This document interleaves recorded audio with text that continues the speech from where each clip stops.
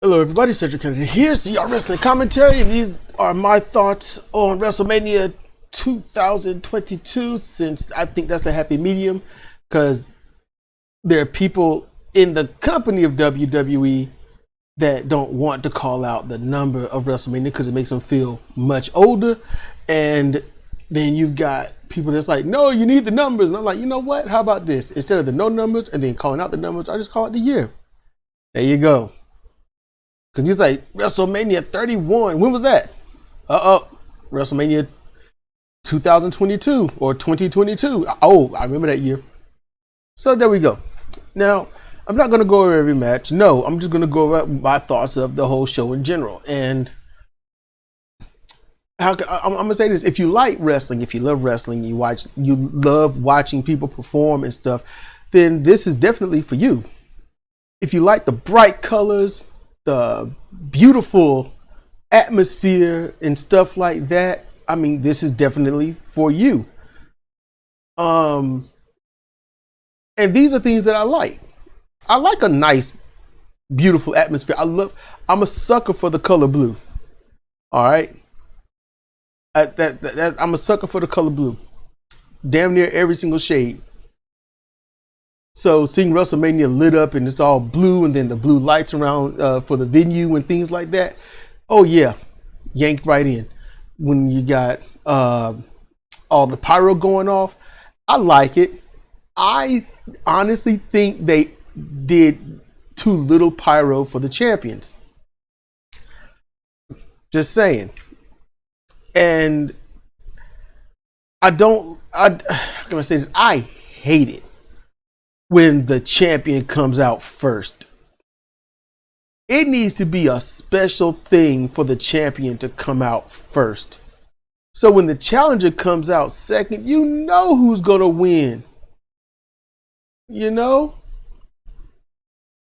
That's usually how it goes. So it's telling all. But I would say Bianca Belair, she's a really good performer. I like her.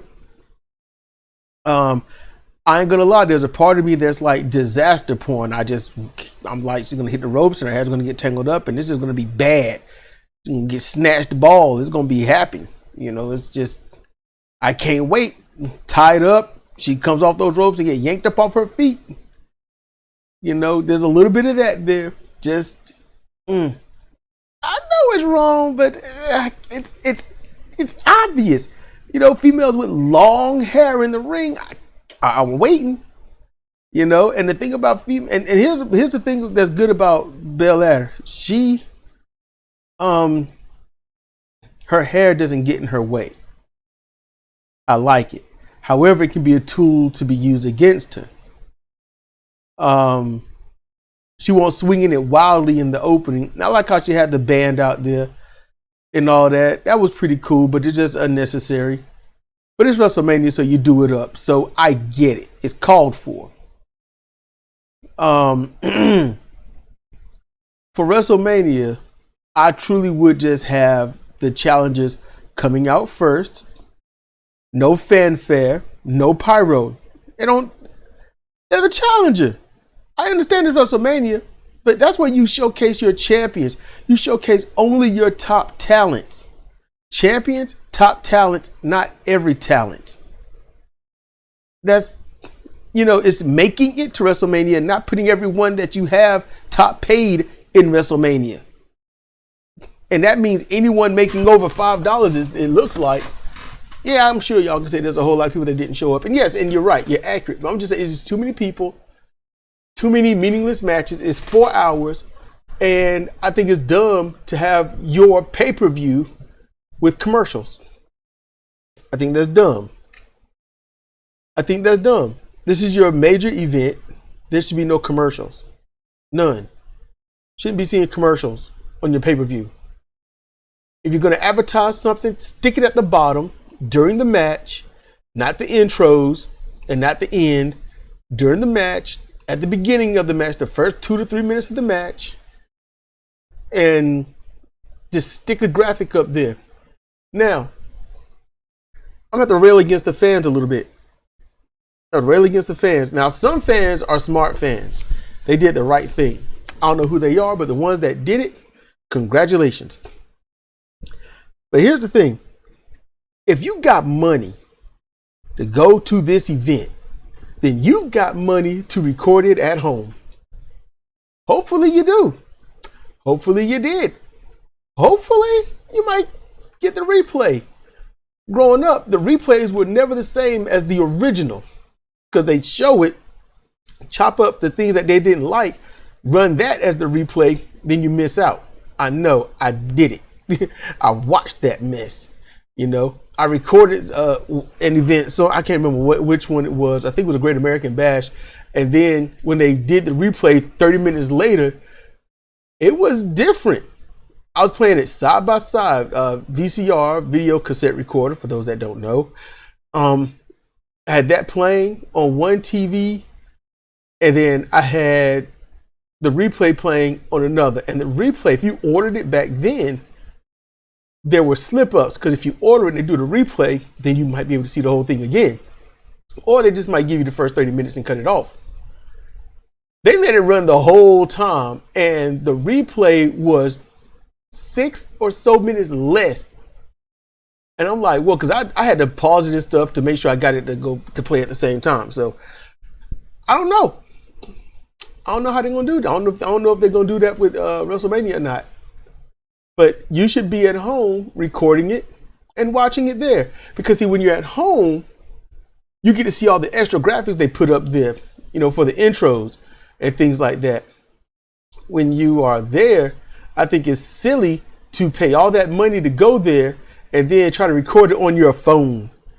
I'm trying to record this moment, this intro. This person goes by me. I'm like, man, can y'all just either remember it or record it at home? Because that's what I would do.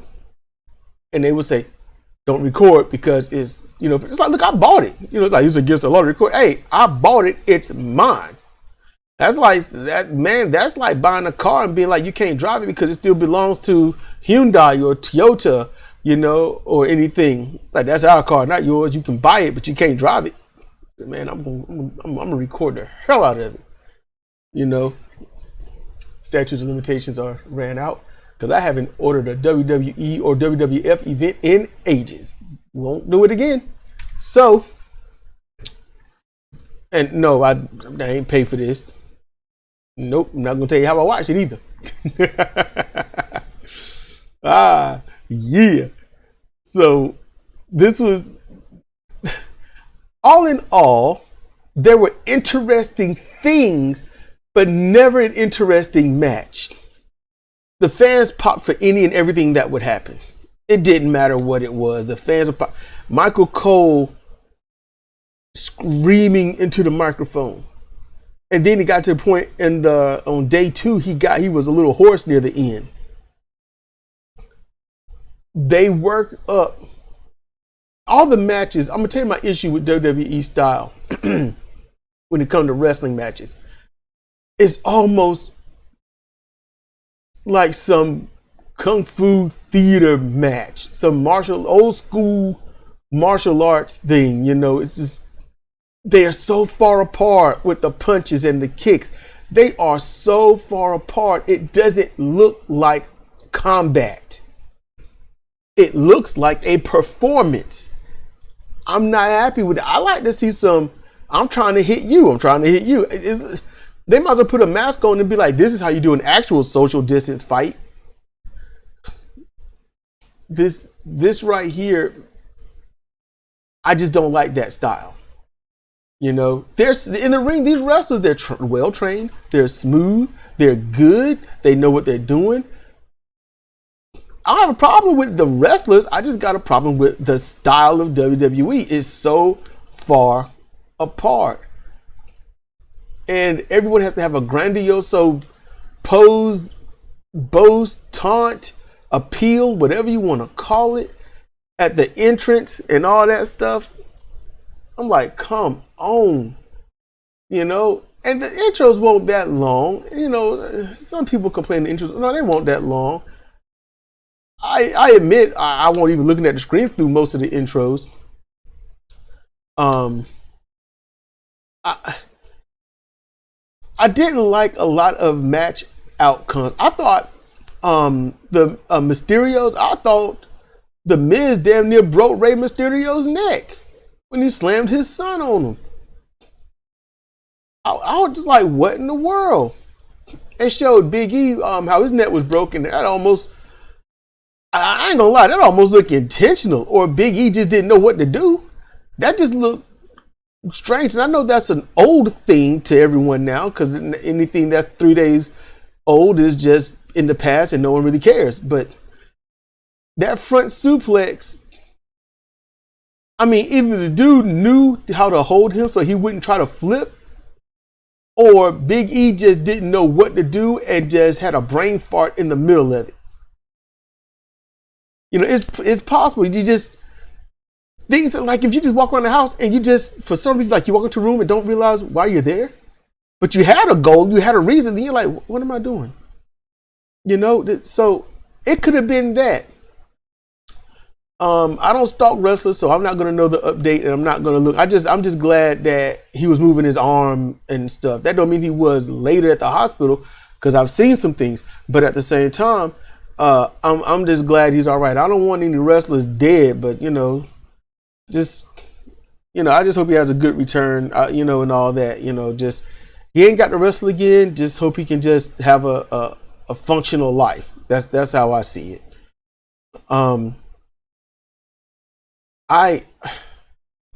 Logan Paul and The Miz, I love that yellow and black. That was awesome. I like that. I don't know if anyone understood the Mysterios, how dad's like, look, I'm born in Mexico, the United States of Mexico, and my son's born in the United States of America. So they represented those colors and whatnot. I thought that was awesome. 2 countries, two people basically from 2 different countries tag teaming and their family. I think that's just beautiful. Father, son tagging up. That's beautiful. So I wouldn't knock that. I don't care if it was straight up garbage wrestling. I wouldn't knock that until I got used to seeing it. Then I'd be like, well, now it's time to insult it. I would still love and appreciate the father, son tag team. But other than that, and let's get on to that about knocking it. Not the match, just this wrestling for WrestleMania. Is it like this? Y'all can answer this in the comment section, because I don't know, because I don't watch. But are the wrestling matches like this on Raw and SmackDown? Because this is how it was all the time in the Attitude Era. These long matches, but they didn't do the let's bury your finishing moves or not even attempt them. It was just weird. I'm not liking this. This is AEW is just doing what WWE do, because that's what it looked like now. Because I was like, this is going to be some good matches. They're going to wrestle. They're going to wear each other down. They're going to work the idea of the matches. They're going to show how professional they are, because this is the grandest stage of them all for WWE. And I didn't see any of that. Nobody wrestled. Not one match. It was just moves. Just moves. Just punch, get into the corner, and then let's start doing moves. And then let's lay on the floor or on the mat for a while, sell, get up, and we're weary, we're groggy, and now let's act like nothing ever happened. That's what kept happening. Charlotte Flair, Ronda Rousey. That match was all right. I finally get to see Charlotte's figure 8. That mess is awesome. It's awesome. I've seen it's overdone in the Fire Pro Wrestling World E-Fed community. It's overused. People just use that so much. But even that move in the game doesn't even do justice to how Charlotte actually does it. I mean, I ain't seen that was an awesome bridge. I love Charlotte Flair. Someone told Ric Flair to go fuck himself. He did, and there's Charlotte. That's what happened. Charlotte is everything that his arms and for those that watched WCW and slash NWA growing up, got her father's ass. his stance, all of that. I've gone over this when I talked about Charlotte. When I first saw Charlotte, it just blows me away.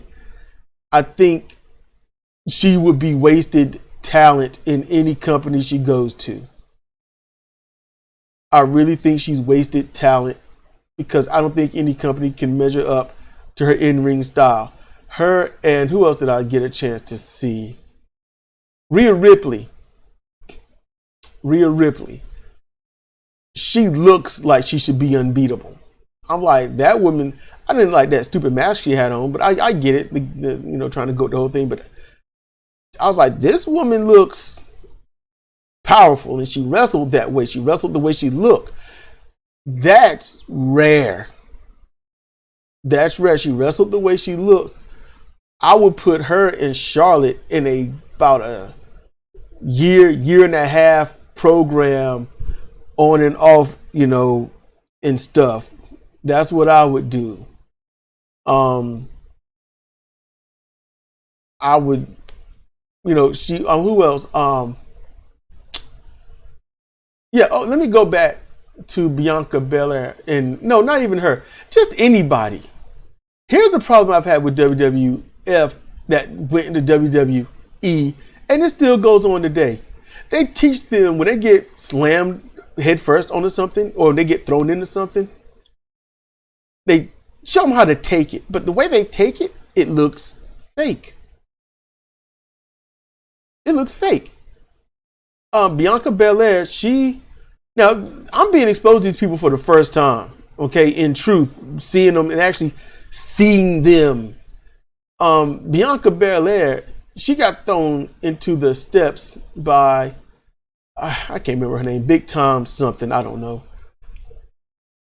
She was trying to channel her young Akira Hokuto with her outfit, but Belair got thrown into the steps, and she didn't get thrown into the steps. It was almost like a double team move where I'm going to Irish whip you, and then you're going to shoulder block the steps and hurt the steps.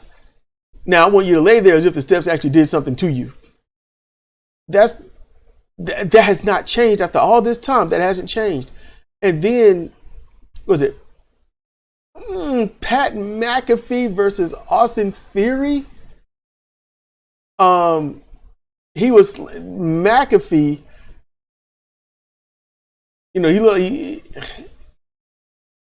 like an old school New York thug. That's what he looked like. And I thought it looked cool as hell. Highly athletic, extremely athletic.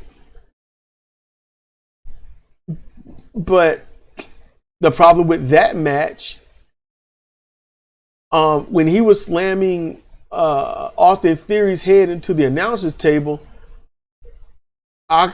from the angle that they were showing, because they had to cover it up, Theory's head wasn't hitting it. He just kept, and you watch it, he kept raising his hands and slamming his hands onto it. And I'm like, that doesn't count as a head hit, especially if your head ain't going down and making any subtle contact whatsoever.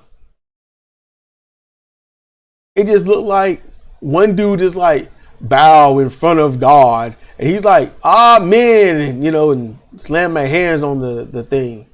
Bow to God, amen, and just keep going. Or amen, or amen, or so. That was annoying. And then, pretty much like I'm being annoying.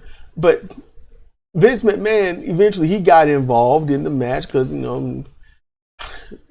his guy lost.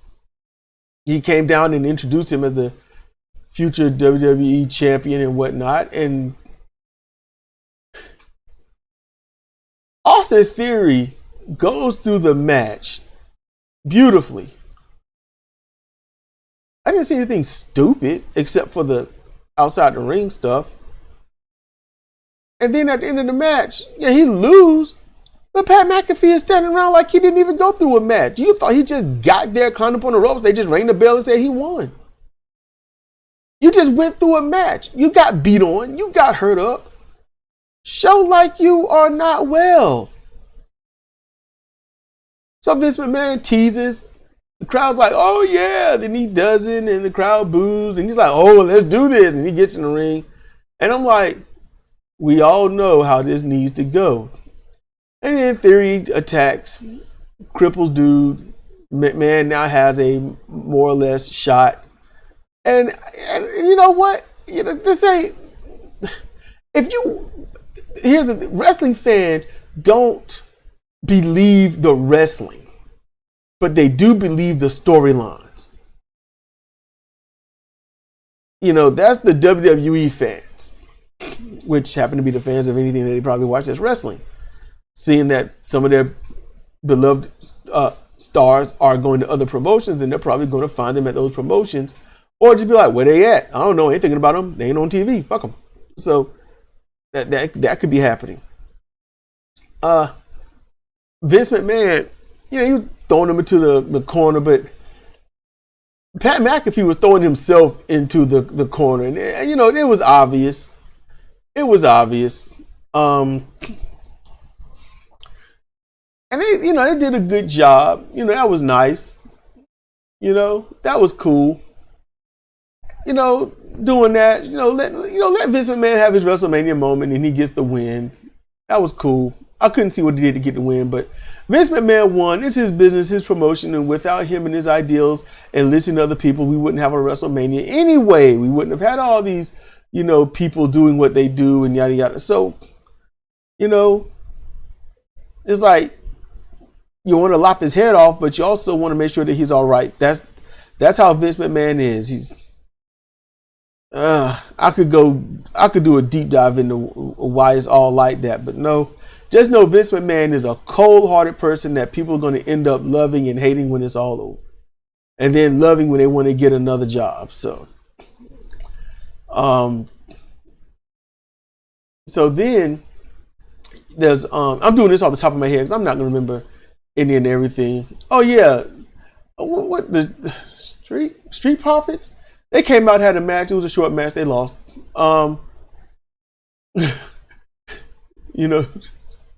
They lost.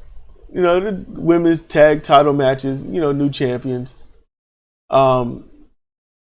Sasha Banks and I can't remember, just Naomi. Every time I saw her until now, she's got her ass whooped. I've seen her 2 times. Some many months of it was this year, I think, but she got her ass whooped. She came back supposedly from an injury, got her ass whooped.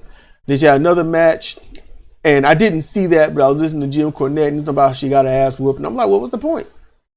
She getting paid, she getting money, she can take care of her family, she good. Let's see, what was I going to go to? Yeah, I'll go to something that I enjoyed a little bit. It was Kevin Owens. Even I got to keep from calling him Kevin Steen. And he's like, he comes out, controls the crowd. The crowd's trying to do the what thing, which is meaningless and dumb because then they do it and the crowd don't even know why they're doing it. After the first few times, okay, funny, but then you can tell the crowd don't even know why they're saying it. They're just saying it. So it makes the crowd look stupid, and the crowd should never look stupid. So Kevin gets to use that against the crowd. And he does it masterfully. I like it. He does a good job. And he's like, I'm going to prolong and delay and yada, yada. Then Steve Austin's music hit. The glass shatters sounds, and then you hear nothing for a few seconds. And then the crowd drowns the music out so powerfully in that arena, which has some serious amped up woofers on that thing. The speakers are just loud, but yet they cancel out the bass. They cancel out a few chords within the treble, and you can only hear a little bit of the music. I mean, they just drown it out. Just drown it out. Steve Austin, he walks and I'm like, wow. I know it's been 19 3/4 years, but at the same time, you can see the age on him. It's not so much the face and the neck. I mean, it's his walk. You could tell, Steve Austin wasn't messed up until he went to the WWF at the time. I don't know if it was in the ring. I don't know if it was in training, but he won't messed up in the legs until then. So he does his thing. You can tell he's like, woo. He won't huffing or nothing like that, but you could see it in his posture, like, man. So then he has to, it's already planned, but yeah, look, don't think these people haven't rehearsed these intros like at least 7 or 8 times. Most of the money on pyro and stuff comes from practice. That's why when the wrestlers come out, they ain't all scared, because that pyro going off, somebody's going to shake or something.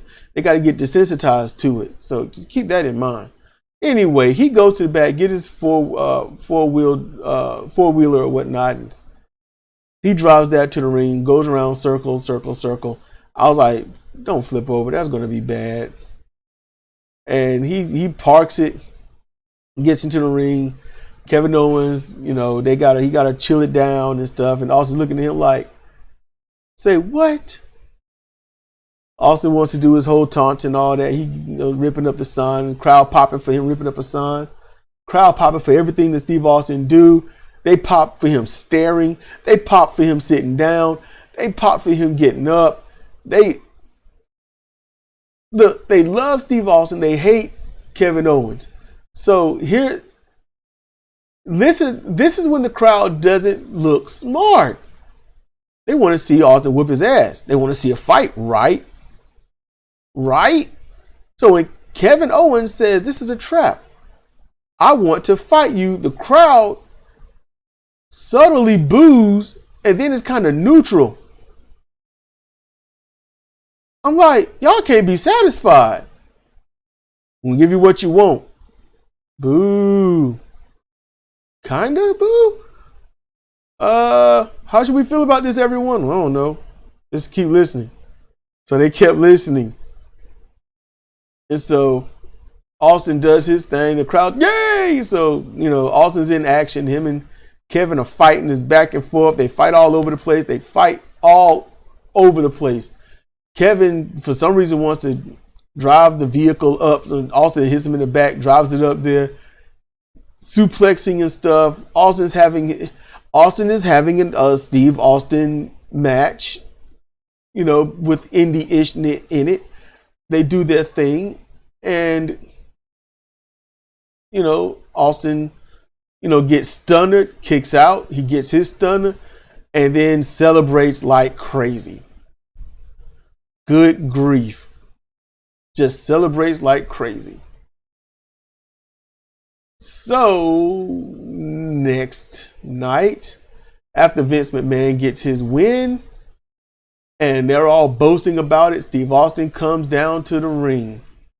Vince, perfect. Here's the thing. People like me, see, I'm looking at it. Now, I got about 2 or 3 glasses on looking at this, all right? I've got my nostalgic glasses on. I've got my let's just see this as the show that it is and just pick this apart the best that we can with what little knowledge that we have.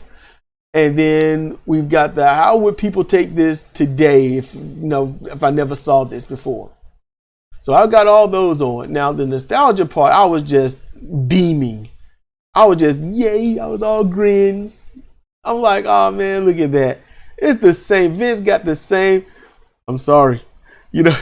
Please don't hurt me, Steve. I'm sorry. What's up, bro? What's up, man? Vince looked like his dad came back from the grave and pulled the bed out and said, all right, son, you done messed up long enough. I'm sorry, Dad.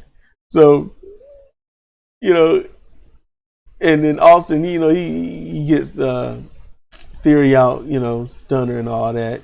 So Vince McMahon, he's all like, all right, I'm like, this is one of the last things I even saw of Steve Austin. One of the few last things of, yeah, let's celebrate. You and me, the beer, let's celebrate. Let's do this. And I'm like, Vince, you're really going to go through this again. You're really going to. And so I also got the glasses on of if I'm a fan that's never seen this before, but I saw Austin the night before, so I'm like, are you really gonna fall for this? Come on, dude. You know what's gonna happen. He's gonna get you. He's gonna get you. And I'm like, come on, you know. And then I'm looking at it like, let's just watch the show. I'm seeing those with those eyes like, this is a nice setup. This is good. The fans can see it coming. They hoping for it, but they're also, and I like this, the fans were questionable.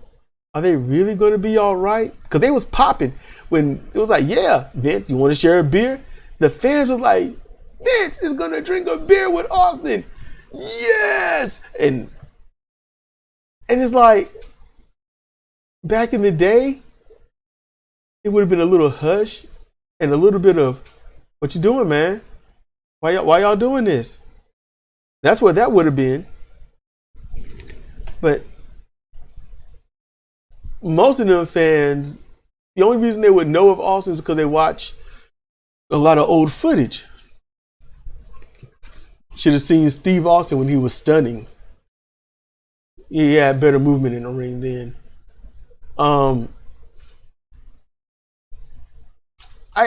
I liked how they did this a little bit. Vince was slowing up. He's like, I don't know if I want to do this. I don't know if I want to do this. And I'm sitting here thinking, Vince can't do this because he has never, ever, even when he was grandly mobile, he's never been able to take the stunner properly. Every year that had passed after that first one, he could never take it properly. Matter of fact, let's show how fake it all is, because when Austin stunned Austin Theory, Austin bounced all over the place like a ping pong ball and bounced until he went out the ring. Just kept bouncing. I'm like, I get it. The Rock did it. Y'all trying to mimic it. You're not going to do it. You just, you know, The Rock did it. It was that one time. They never did it like that again, because you can't do it like that again, because then you see through it. You do it once, one and done. That's it. So he gets stunned. He bounces, but literally he bounced from one corner to the other. And then out the ring.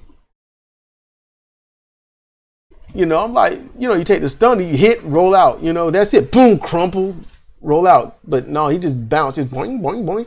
Vince McMahon, he was trapped, shared the beer. Vince starts drinking.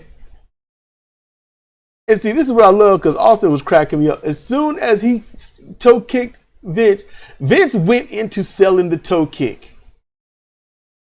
That was good.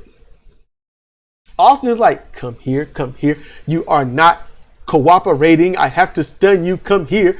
And they're trying to not fall in this wet ring. It's a catastrophe. But when you're over like Austin or The Rock, you know, or Undertaker, you can screw up and it's okay. Austin didn't screw up. Vince screwed this up. Austin got the stunner on Vince, and Vince just laid back. I'm like, you screwed this up too. But, you know, Vince, he's much older, you know, so it makes sense. I mean, it's amazing. 19 years. Vince is in great shape, but that don't mean he's in great agility either. That's gone down. But Austin saves the day and brings a smile to my face, because he gets up. I got him. That's how he was just running around smiling. Got him. I got him. That's how I was picturing it. Okay, like he was just sitting there saying, he didn't mouth that at all, but it's just he ran around with that newborn baby joy face. And he was all warmed up and, yeah, we doing this. And then the age just slipped off of Austin. He just almost looked rejuvenated, to how almost rejuvenated. You could just see it. I was like, whoa. And he was catching the beers. And he's like, come on, McAfee, come on. We're going to do this, man. I'm happy. I'm celebrating. Come on. Yeah, let's doom slam the beer. Yeah, let's drink it down. Toe kick stunner. Got him. Got him. Got him. Running around in a circle celebrating. Got him. Got him. And I'm cheesing. I'm smiling. I'm good. I'm happy. I'm like, man, this is awesome. Because there's nothing else on WrestleMania that outdid anything Austin did. Nothing came close. And Austin barely did anything. Just, yeah, Austin is slow and all that. But he's still a major draw. I'm going to say at least a quarter of everyone in attendance wanted to be there to see Austin live. This might be the last time you ever see Austin in the ring. His last match. So, okay. And I thought that was awesome. I enjoyed that. So, oh yeah, Flair, Charlotte Flair. Yeah, I just glossed over that because I was just, she won. She should. Thought it was dumb the way she won, but it made sense, I guess. Boot kick to the face. Somebody actually won with a boot kick to the face. Normally that just stuns people.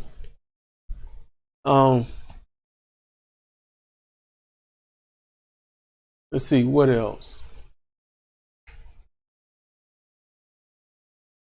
I guess I'll wrap it up then. So the other match that sticks out in my mind, there might have been other matches at the time where I was like, this is all right. I was primarily listening and looking at points, this is 8 hours, and no, I'd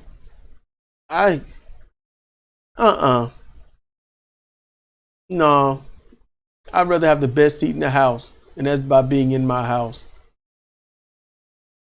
Anyone else paying tickets, it's just like CJ was talking to me. She was like, those people way up in the nosebleed seats, did they even get a chance to see anything? She was like, I don't see any major, because WrestleMania would normally have these massive Titantrons, up over the ring so everyone can see from the back. And the screenshot they got would be the ones from the camera that you would see at home. But I didn't see that. I didn't see any of those. I'm like, I don't even know why y'all even showed up. I don't even know why you showed up. Anyone that was past the 7th row on the 2nd floor, meaningless. Meaningless. They had a large attendance audience. That's pretty good. So we get to the final match. Brock Lesnar and Roman Reigns. Roman Reigns. When I first started hearing about him, people wouldn't shut up about how awesome he was. And I was like, it ain't going to take long because people ain't that bright. They're going to just start booing him for no reason. And then they did. He's a babyface. He was always a babyface. And they start booing him. They don't like him. They can't stand him. And I'm like, what did he do? He didn't do anything. They just hate him. Yada, yada, yada. And then I said, one day he'll turn heel and ain't going to know what to do. And that's exactly what happened. He's an amazing heel. And let me just shortly bring up, because people forget. People don't understand. The whole breaking the fourth wall, John Cena, Roman Reigns. I saw that probably a week after it happened. And, going on to promo, how to do this. There is a bit of elitism in every place, and WWE has got it in droves. Okay? If you watch that, Cena's saying this stuff. He's not schooling. He's not getting over on Roman Reigns the way you think. No. Roman Reigns couldn't say what he wanted to say. He said a few things, but he didn't go too far.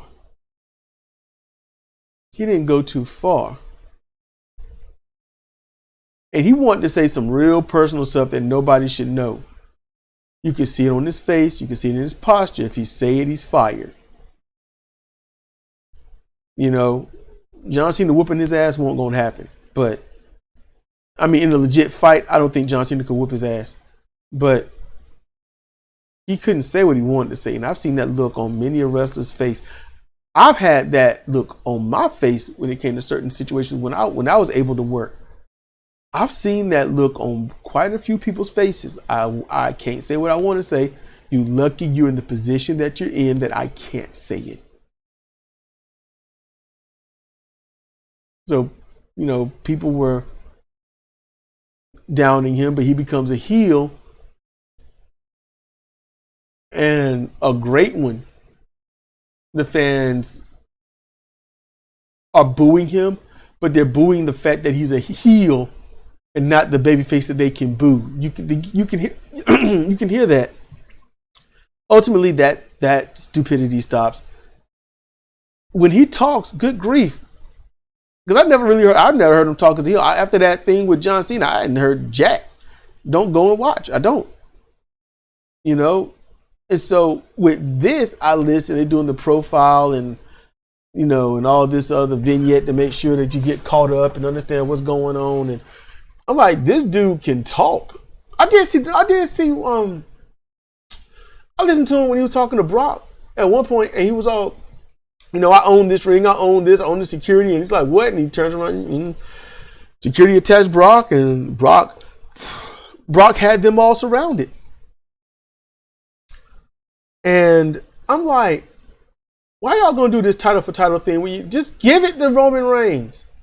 Before this started, the thing that I always knew is that Brock Lesnar came back every few years. You don't give someone a belt that don't want to stick around. That's dumb. WWE makes sure that you got to be in the ring consistently all the time, either bumping your gums or distance fighting somebody. So Brock can't be there because Brock would like to. If you really want Brock to stay and be there, let him do what Hulk Hogan did: wrestle once a month and then once on a special occasion during that month, if you have a special occasion. And he cut promos once a week. Cut a promo once a week, wrestle once a month, and then once that month if there's a special event and he's got to headline it. That's it.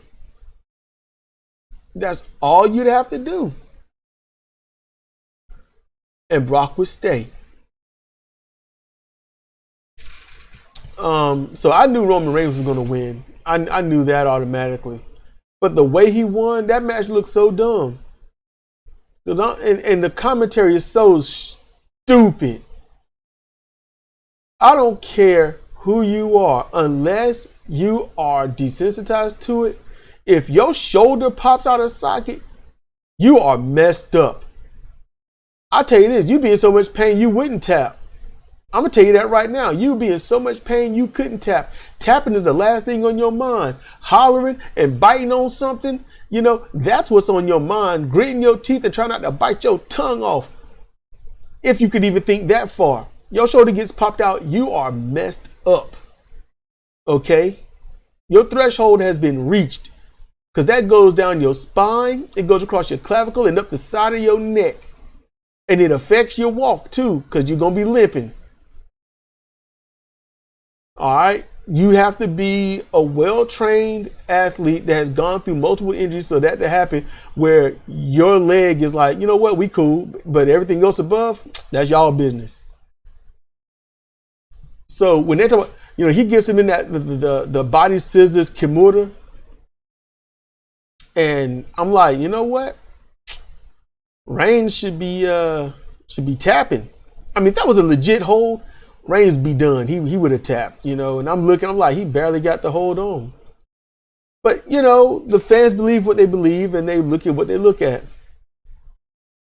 And ain't nothing wrong with it. I said, it looked good. And I like this. I like the situation. It was good. Paul Heyman did a good job being Paul Heyman. He hasn't lost a beat since he was Paul E. Dangerously. The Psycho Yuppie, he hasn't lost a beat. Not really. It's the same. Really good, believable. Actually, he's actually polished right now. He's a polished diamond, all right, compared to what he was. But it's the same MO, all of that, motive operandi. So he got his thing going. He's being distracting. He's doing what he's got to do. He's cheering on Roman Reigns the way Bobby Heenan cheered on Andre the Giant. I realized that when he's calling for him, it's like, get up, rise, my tribal chief. Seize your moment now. This is your moment. This is your time. You can see Roman kind of like, what in the world? And then spear, done, flat, meaningless. I mean, Brock Lesnar, once he did all the suplexes, his game was done.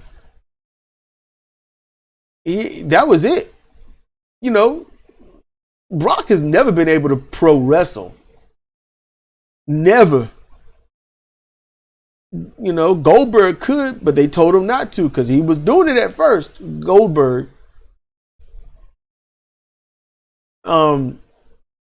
This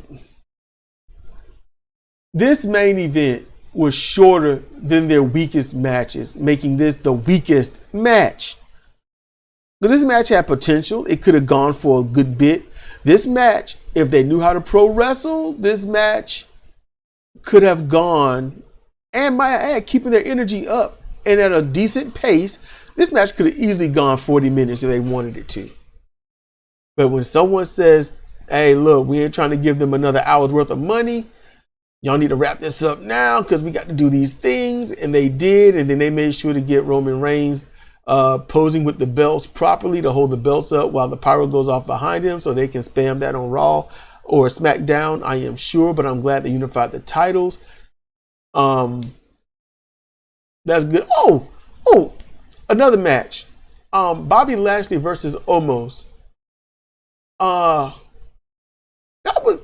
It was good seeing Bobby Lashley in action. It was good. Omos, he's a giant, but he can move. El Gigante probably would have had about 4 inches on this guy. It couldn't move. El Gigante could not move in that ring. Taller than Andre at the time and moved like Andre at the time, well, per se. I mean, Andre, no, Andre wasn't dead then. I don't. My mom took care of or watched over a little bit or something with Andre the Giant when he was at Duke Hospital. So my mom got to see him and whatnot. If I had known, I would have been like, hey, let me see this dude before he pop off, something. I would have known he was in that dire straits. I just would have like, I just want to see Andre, never seen him, just video games. But yeah, that match was a good match. That match could have kept going, but they did just enough. Bobby Lashley won, and it was a good win. Almost need to train some more. He's got the basics. He can do some things. When you're a giant, you don't necessarily have to do much. A club to the back is epic. That's almost like 15 punches from a regular person. That one club to the back, you good. Stalk them, learn different ways. Could you watch him? It's like, this guy should be champion, soon if they train him right.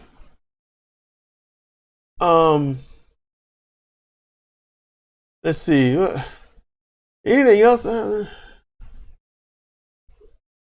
Oh, crap. Yeah, Johnny Knoxville. Yeah, I thought I was wrapping up. That match, that was stupid. Every part of that, Sami Zayn, former El Generico, that whole match was stupid. There were little funny parts. It was funny. But as a pro wrestling fan, I I would fire who came up with this match, who allowed this. As a wrestling fan,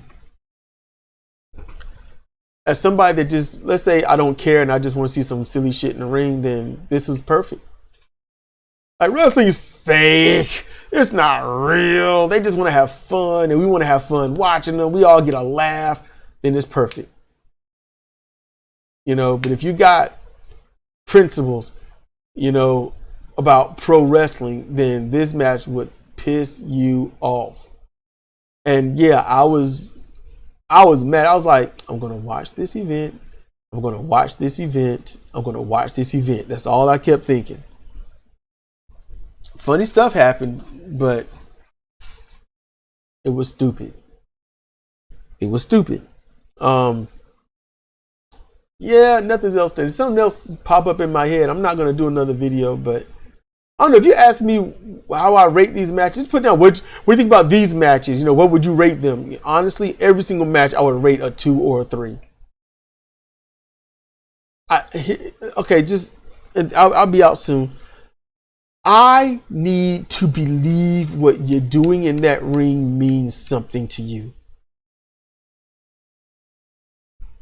The commentators screaming as they did, Michael Cole and anyone else, I get what they're doing, and it sucks.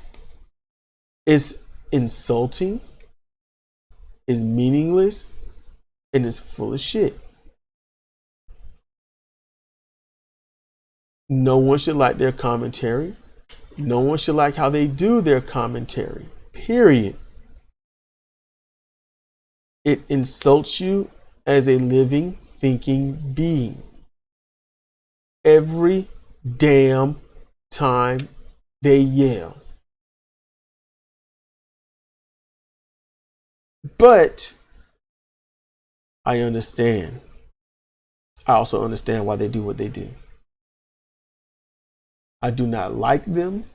And when the commentary team switched and Michael Cole went there, I did not know until they showed them. I hear Michael Cole talking, he sounds a bit calmer and chill, and I go in, I'm like, who are these people? There is a problem when you got to hire people that's going to sound and talk like the other guy. That's not good. Oh, last thing I'll mention is the first thing that happened. Triple H coming out, rare form. I'm not going to get into how I feel about Triple H and all this, but came out, rare form. It was a bit nice to see. He gave his thanks. I got a little teary-eyed. I'm getting a little choked up now. He left his boots in the ring with the microphone. And I'm sure he cried in the back. So, for how you ran NXT, tried to, trying to give these people a chance, knowing that it's not going to get to the main roster, so you use them there and make them some money and get some ratings and whatnot. So with that, Triple H, thank you. Thank you for giving people and talent a place to come and show it, and giving us the ability to see it in a better ran branch of the company. So with that, this has been Cedric Kennedy for CR Wrestling Commentary, giving his thoughts on WrestleMania 2022. Y'all stay safe out there. Mask up, glove up, wash up, not in that order, but get it done. Protect yourself, friends, family, and everyone else. And with that, good night. See you next time.